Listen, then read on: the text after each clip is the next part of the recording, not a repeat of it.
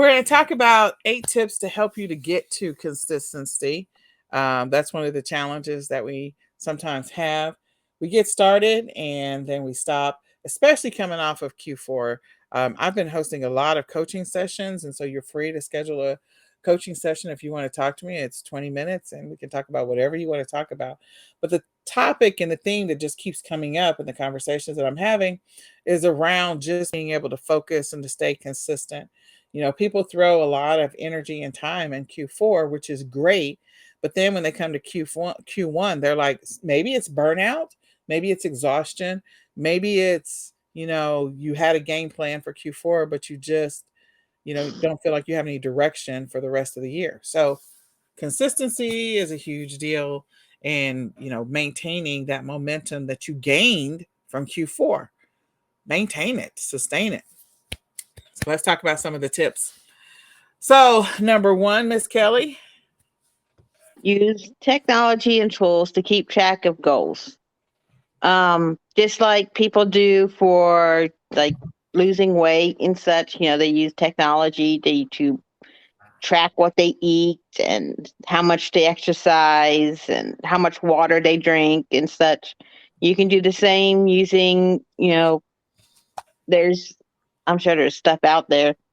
I know there's like little things you can have that you can check off. You can write, what your goal is every day, and that way you can do a check off and check off those items that you've done to keep, keep going. Absolutely.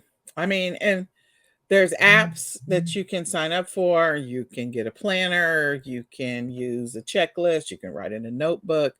You can, there's all kinds of things that you can do to try and keep track of your goals or your progress, or just to stay on top of stuff, especially if you schedule stuff. Like I set alarms all the time.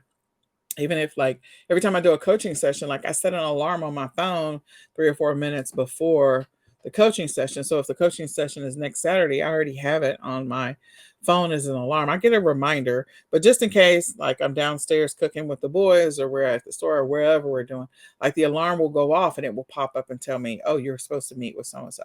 So I'll literally jump on the link right then. And so technology, it's helpful to stay on top of whatever it is that you're trying to accomplish, and also trying to be consistent about.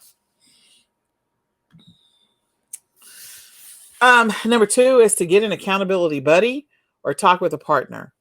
Having someone to talk to about where you are in your business and just bounce ideas off of, or to mastermind with, or just to say, look, this is what I'm doing today. I'm going to create 5 listings today.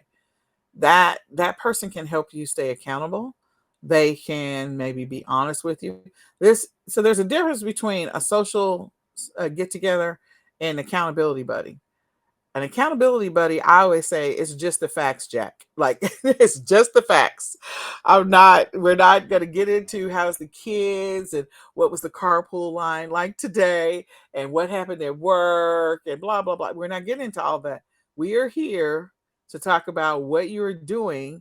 Either if your accountability buddy is there for you for your work, they could be there for your relationships, they could be there for you, whatever. They are there to focus on whatever it is that you're looking for them to be an accountability buddy for. So in this example, we're talking about being consistent in our business. So an accountability buddy is going to hopefully ask questions that are specific to being consistent in your business. And the same thing back to you. Hopefully your buddy will do the same. And then if you all want to continue to have a conversation after that about the weather and what happened at church and what's the upcoming concert or whatever, you can do all that. But the first thing is to get the facts and get to the point. So, because that is the purpose of the accountability buddy. And when you do have that secondary conversation, make sure that you are not on that phone forever, because if you set 15 minutes for this accountability session and you guys wrap it up in 5 minutes, that's fantastic. And then you have 10 minutes to talk about whatever. But if you only allowed it 15 minutes for it, cut it short at 15 and say, okay, now it's time to get back to work. It was great talking to you. We'll finish the conversation tomorrow. Like, that's what you need to do. That's what a true accountability buddy is supposed to be there for you, because they're helping you to move your business along, and you're there to help them move their business along. So get an accountability buddy or a partner that you can talk with, or get in a mastermind group where you can talk about what's happening in your business and what progress you're making today, those income producing progress goals that you've established. Is there anything else you want to add to that, Kelly? No. Mm? All right. Get organized and plan. Yeah, that's not me. I mean, I call it organized chaos. That's what my office is. That's why I don't ever film my office, because y'all be like, "What in the world? What exploded over there?" But anyway, yeah, you just it's easier if you have um to be organized. Even if you organize, I'm very organized once I get something listed and I have it put away where in my bins. Before that, it's just I go shopping and it just ends in the pile. Um, so, but once I sell something, I know exactly where it is. Well, So, I think yeah, Kelly is far more organized than she's letting on, because Kelly always files her taxes on the 15th of the month. Like she always does. She does her quarterlies. She yes, she knows where her inventory is. It is in organized bins. Just getting the stuff to that state, maybe there's a little bit of an opportunity there, or maybe there is no opportunity there. But Kelly is, don't let her fool you. Kelly is way more organized than she lets on. and then I'm very routine oriented. With I have ADD, and so with my ADD, I'm just more routine oriented. I don't, I don't like when something comes along and takes me off my routine. It just messes me up. Well, So I like following the same routines. You know, I'm sure you understand with having kids on the spectrum how they are with routines. yes, it's very important to stay on a routine for sure. So, get organized. One of the things that might help you is the ecom planner. Even if you don't use all of it, you can maybe track some of your inventory in it. You can maybe keep track of your budget, keep track of some of your expenses in it. You can make different notes about the different things, even if you don't want to, do time blocks or any of that other stuff. And you can also use it for your personal stuff, but you do have to get organized. And then the other thing is to plan what your action steps are going to be. In order to be consistent, you got to have a game plan on what you're trying to be consistent on. So if you're looking to be consistent about listing, then you need to put a plan around listing. When am I going to list every single day? What time am I going to list, or when, and then also how many am I targeting to list? Putting together a plan and a goal around that item. So instead of it being random. Man, Kelly, you should say this one. Yes, a vision board and visualize the results. So if you don't know what a vision board, it's basically you put on there, you just clip out magazines, newspaper, whatever, something you want to vision. If you want to pay off your house, or maybe you want to get into a house, you can just put a picture of a house on there as a go. So that way, when you're just not feeling that motivated, you can look up and see your whys. Why am I doing this? Why am I doing this?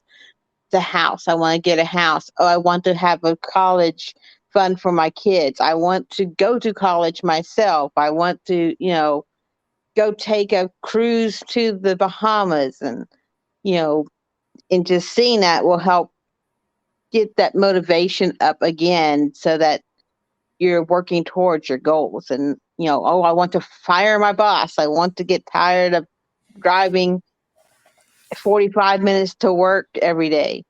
So, yeah. Absolutely. And a vision board is going to definitely help you to be able to visualize your results. What will my life look like after this is over? And maybe what will my life look like after I accomplish the first piece of my goal? So maybe your vision board is sort of steps, so that this is the first thing I want to accomplish, the second, the third. So it'll help you to visualize what it is you're wanting to accomplish, or where you want to go in your business, and or even your life. You don't just have to have a vision board for your business. You can have one for your life or a combination of the two, or even relationships. Like people build vision boards for many, many, many, many, many different things: the career they want, the things that they want, the relationships that they want. So many things. Break down your goals into smaller goals. So stair stepping it, or taking that big goal. Like Kelly has routine. She's very routine oriented, which is good. And so I'm sure that as she thinks through stuff, even though again she says she's not organized, y'all don't let her fool you, that she does go through, and she probably has some smaller goals in mind that she's silently working towards. And I'm sure that she scans her numbers from time to time because she's got to file her taxes. So she's going to look at her numbers.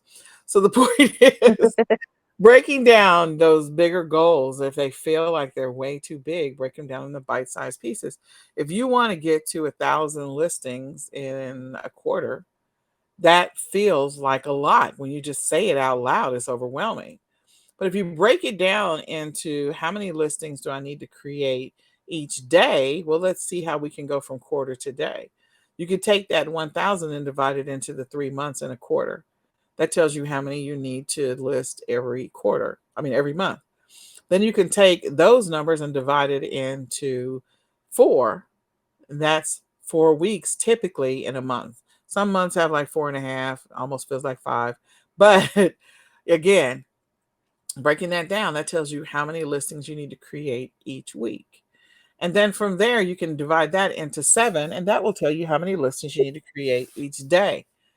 So if you break it down into smaller pieces and say, hey, I just need to create 10 new listings every single day, or I need to create 20 new listings every single day, or 5 new listings every single day, that will help you to reach that bigger goal and help you to stay on target.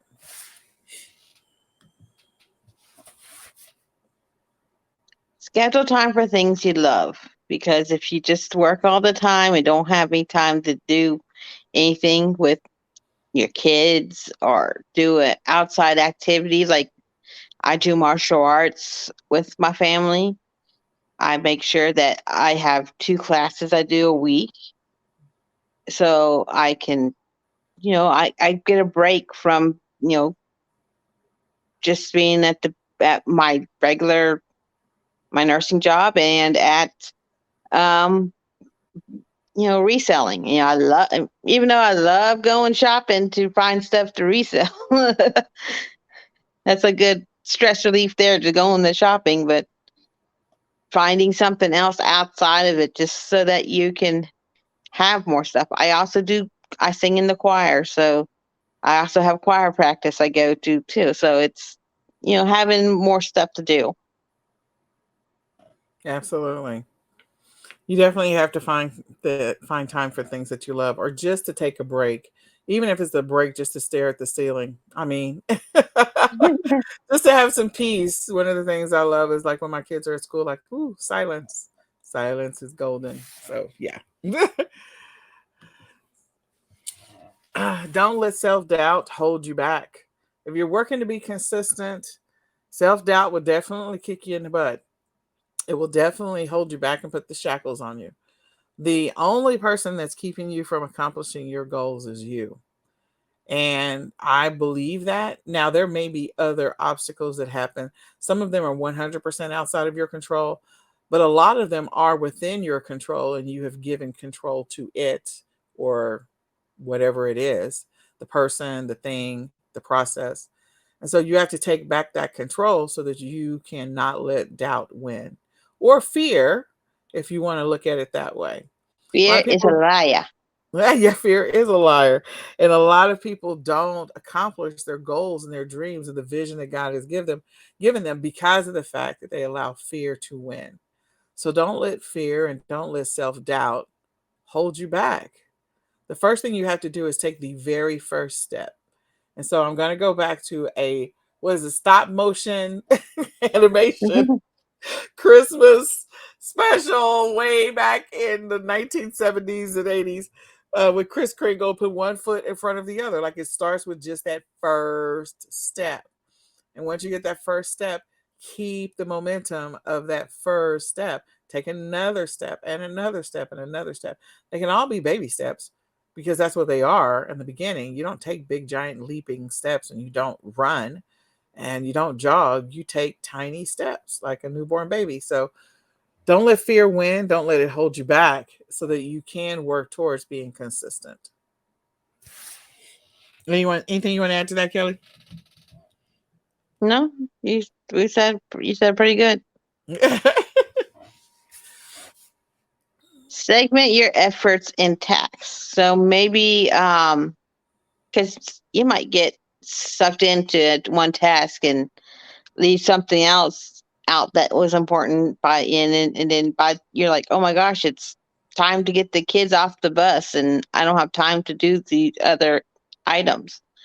So maybe you set yourself 20 minutes, to do segments to do each thing, or make sure like, oh, I need to go sourcing, but I'm only allowing myself 2 hours because if not, well, I'll be getting home at 8 o'clock at night and the kids are hungry and you're buying fast food again because dinner's not made. So you need to, break it down to short segments, 20, 30 minutes to do each task, 20 minutes doing photos, 20 minutes doing drafts, and then another 20 minutes could be posting and cross listing, so that you get stuff listed, and then another 30 minutes doing shipping. Yeah, depending how much you have to ship. So because sometimes it might be 30 minutes just to ship one item because it's so funky to pack. Oh yeah.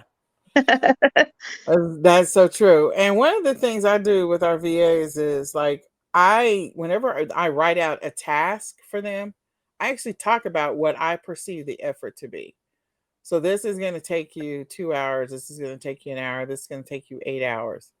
Like be realistic about what the true effort might be. If you've never done it before, then of course your estimates are going to be off. You may do something and it may only take you 15 minutes and you think the effort is going to be an hour. And then you may have something that you think is only going to take you 15 minutes and it's actually going to be an hour. So my point is like you being able to figure that out initially, you're going to not be perfect. It's going to be very imperfect. But with consistency and repetition, you'll be able to figure out what is the true effort of, as Kelly would go out and source and comes back, she's going to prep those items that she purchased. She's going to clean them up or whatever. What's the true effort there? It may actually be a 30-minute task or it may be a 10-minute task, but it's through repetition that you'll know how long it'll really take. It'll also potentially change some of the ways that you do things. Like if you discovered that one thing is taking too much time, is taking too much effort, you want to be consistent long term, then you may decide that's something I want to outsource. That's something I want to stop doing.